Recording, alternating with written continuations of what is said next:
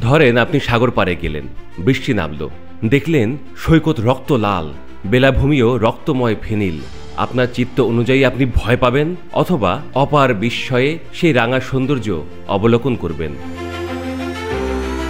ঠিক তাই হয়েছে সামাজিক যোগাযোগ মাধ্যমে ভাইরাল হওয়া একটি ভিডিওর ক্ষেত্রে, যা দেখে বিস্ময় ও ভয়ের প্রতিক্রিয়া এবং মন্তব্যের রীতিমতো ঝড় বয়ে যাচ্ছে বিশ্বজুড়ে। কেউ বলছেন রক্তের বৃষ্টি, কেউ বলছেন রক্তের বন্যা, কেউ বলছেন রক্তচ্ছ্বাস, কেউ বলছেন এটি একটি অতি প্রাকৃতিক ব্যাপার, কেউ সৃষ্টিকর্তার প্রশংসা করছেন, কেউ প্রাকৃতিক বিপর্যয়ের আশঙ্কা করছেন, কেউ সময় সুযোগ হলেই এটা দেখতে যাবেন বলছেন, কেউ কেউ ভিডিওটি কৃত্রিম বুদ্ধিমত্তা দিয়ে তৈরি বলেও মন্তব্য করেছেন। ইরানের হরমুজ প্রণালীর হরমুজ দ্বীপে এমন একটা সৈকত রয়েছে যার নামের অর্থ বাংলা করলে দাঁড়ায় লাল সৈকত বা রাঙা সৈকত অথবা লোহিত সৈকত। প্রতিবার বৃষ্টি পড়লে এমনটা হয়। নিশ্চয়ই মনে প্রশ্ন জাগছে কেন এমন হয়। ব্যাপারটা পুরোটাই প্রকৃতির স্বাভাবিক প্রক্রিয়া। দ্বীপটার বেলাভূমি আগ্নেয়গিরির লাভা থেকে উৎপন্ন আয়রন অক্সাইডে এতটাই ভরপুর যে বৃষ্টির সংস্পর্শে তা রক্তবর্ণ ধারণ করে এবং সাগরের জলে মিশে এক ধরনের রক্তিম আভা তৈরি হয়। আয়রন অক্সাইডে পরিপূর্ণ এই সৈকতের যে মাটি তার নাম জেলাক।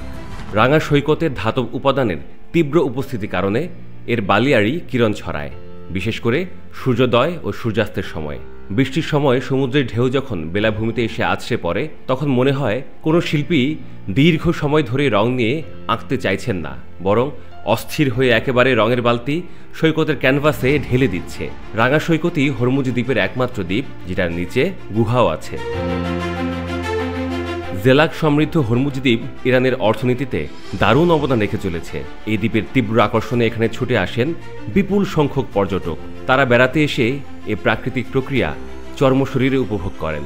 ইরানের পর্যটন বিভাগ বলছে, যখন আপনি সৈকত ধরে হাঁটবেন এর রং ও রূপের পরিবর্তনশীল খেলা আপনাকে বিমোহিত করবে। কেউ হয়তো ভাবতে পারেন আবহাওয়া পরিবর্তনের সাথে এই রঙের ব্যাপারটি জড়িত।